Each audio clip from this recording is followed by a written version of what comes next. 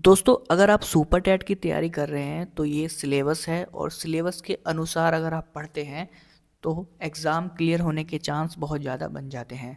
तो उसी के अकॉर्डिंग हम पढ़ाएंगे। सबसे पहला टॉपिक इसमें पृथ्वी की संरचना दी गई है, जो मैंने वीडियो बनाया है। अब हम बात करते हैं नदियों के बारे में। नदियों से संबंधित आज हम क्वेश्चन करने वाले हैं और ये क्वेश्चन जो मैं आज आपको पढ़ाने वाला हूँ ये पहले भी किसी ना किसी परीक्षा में पूछे जा चुके हैं और सब इम्पोर्टेंट क्वेश्चन है ये। इनके आने के चांस बहुत ज़्यादा है। तो चलिए शुरू करते हैं, नदियों से संबंधित क्वेश्चन करेंगे। पहला क्वेश्चन दिया गया है, तिब्बत में सांगपो कहलाने वाली नदी कौन सी है? कावेरी, कृष्णा, ब्रह्मपुत्र या फिर गोदावरी? तो सही आंसर इसका विकल्प सी हो जाएगा। ब्रह्मपुत्र नदी जो है वो तिब्बत में सांगपो के नाम से जानी जाती है। भारत में पूर्व से पश्चिम की ओर बहने वाली कौन सी नदी है? कृष्णा, नर्मदा, गोदावरी या फिर ब्रह्मपुत्र? तो भारत में नर्मदा ही एकमात्र ऐसी नदी है जो पूर्व से पश्चिम की ओर बहती है। विकल्प भी सही हो जाएगा। इंपॉर्टेंट क्वेश्चन है ये।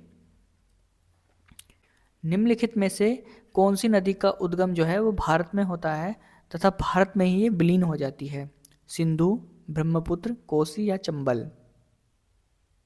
तो सही आंसर विकल्प डी हो जाएगा, चंबल नदी। किस नदी को दक्षिण की गंगा के नाम से जाना जाता है? चंबल, सिंधु, गोदावरी या फिर कोसी? तो सही आंसर विकल्प सी हो जाएगा। गोदावरी को दक्षिण की गंगा के नाम से जाना जाता है और गोदावरी नदी भारत की दूसरी सबसे बड़ी नदी है। सी सही हो जाएगा। निम्नलिखित में से किस ताजे पानी की नदी में डॉल्फिन पाई जाती है? कोसी, गंगा, नर्मदा या फिर साबरमती? तो सही आंसर विकल्प भी हो जाएगा, गंगा। भागीरथी और अलकनंदा नदी का संगम कहाँ है? ऋषिकेश, कर्णप्रयाग, हरिद्वार या फिर देवप्रयाग? तो सही आंसर विकल्प डी हो जाएगा। अलकनंदा और भागीरथी नदियों का जो मिलन होता है, संगम होता है, वो टिहरी गढ़वाल जिले के देवप्रयाग में होता है। डी सही हो जाएगा। निम्नलिखित में से कहाँ अलकनंदा और मंदाकिनी का संगम होता है? देवप्रयाग, हरिद्वार, कर्णप्रयाग या फिर रुद्रप्रयाग? तो सही आंसर विकल्प डी हो जाएगा। अलकनंदा और मंदाकिनी का जो संगम होता है वो रुद्रप्रयाग में होता है।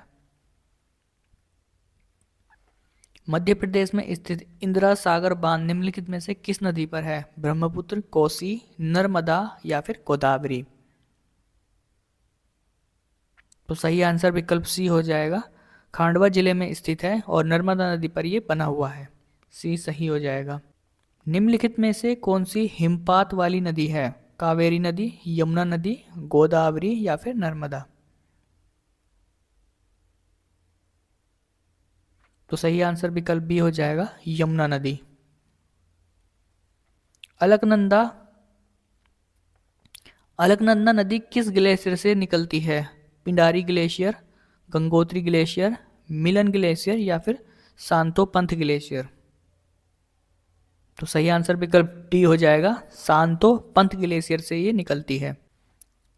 विश्व का सबसे बड़ा नदी द्वीप कौन सा है? अगाती द्वीप, माजुली द्वीप, श्रीरंगम द्वीप या फिर भवानी द्वीप? तो सही आंसर विकल्प बी हो जाएगा, माजुली द्वीप, और ये असम में स्थित है। अगर नदी की बात करें तो ब्रह्मपुत्र नदी पर यह स्थित है। मयूर द्वीप किस नदी पर स्थित है? यमुना, ब्रह्मपुत्र नदी, रावी नदी या फिर सतलुज नदी?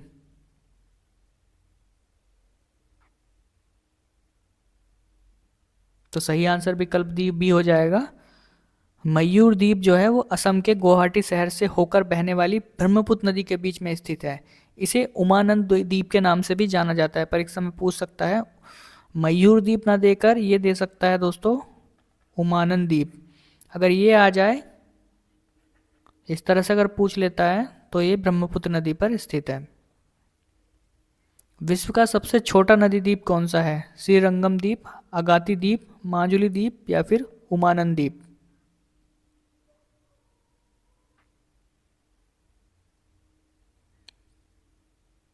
तो सही आंसर विकल्प डी हो जाएगा, उमानंद द्वीप।